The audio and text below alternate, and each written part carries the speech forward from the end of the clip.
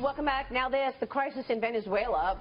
President Nicolas Maduro says that the government is close to convening a special assembly with powers to rewrite the Constitution and override other branches of government. It comes a day after two leading opposition members were dragged from their homes and thrown in military prison after the country's Supreme Court accused them of violating the terms of their house arrest by criticizing Maduro.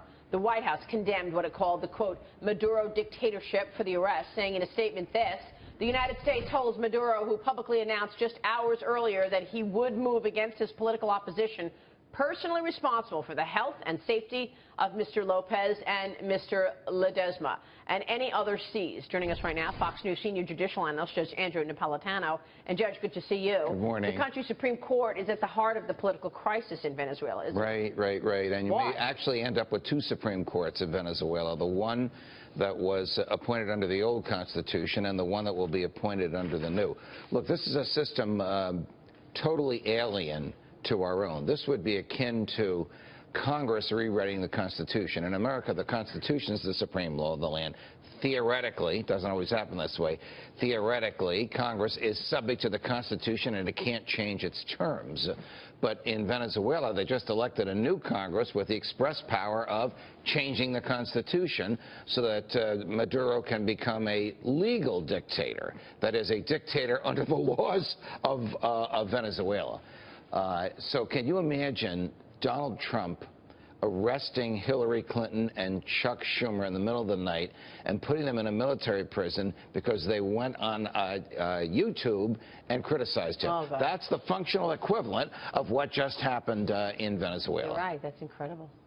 So, look, we have something called natural rights, which understand that our rights come from our humanity. So I say to law students, if the First Amendment were repealed, Congress shall make no law abridging the freedom of speech. Do we still have freedom of speech? Answer, yes, because it's a human right. The Constitution doesn't grant it. The Constitution just protects it. Not so in Venezuela. Yeah, not so. So where do we go from here? I mean, that's the main question. You know, the Secretary of the Treasury, Steve Mnuchin, announced a lot of very heavy sanctions on them. I happen to think sanctions don't work, even though these sanctions are targeted at Maduro and individuals that work with him and support him. I don't know what the president wants to do. Oil is always an implication with Venezuela. I really don't know what the answer is. There's probably even a suggestion of military action to get Maduro out there. That I think that's not on the front. Is this turning into a humanitarian crisis?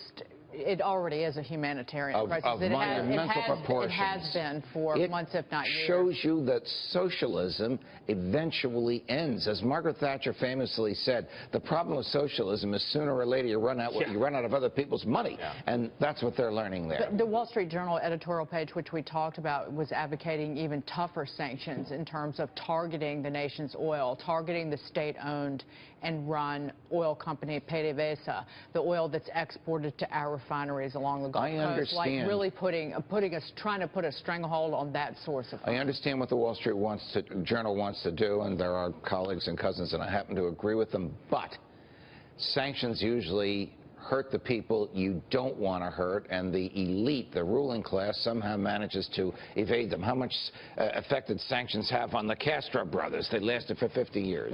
Yeah. Oh, sorry. My question is, America can't be everywhere at once. We're having problems with North Korea. We're having problems with the Middle East. Who can actually step in? There is no push from anybody in the Republican Party or the Trump administration, as I can detect it, for military action in Venezuela, because this is not a direct, immediate threat to the United States, unlike the crazy person in North Korea, who is a direct threat to the U.S. Venezuela's not. One of the country's most cited legal scholars, longtime Seventh Circuit Judge Richard Posner, recently suggested that the Supreme Court here in the U.S. should have 19 members, not 9. You know, he also says judges should retire at 80 years old. Right, and he's 78, so I guess he's not talking about himself going on the Supreme Court. He is. Let me tell you a little bit about him.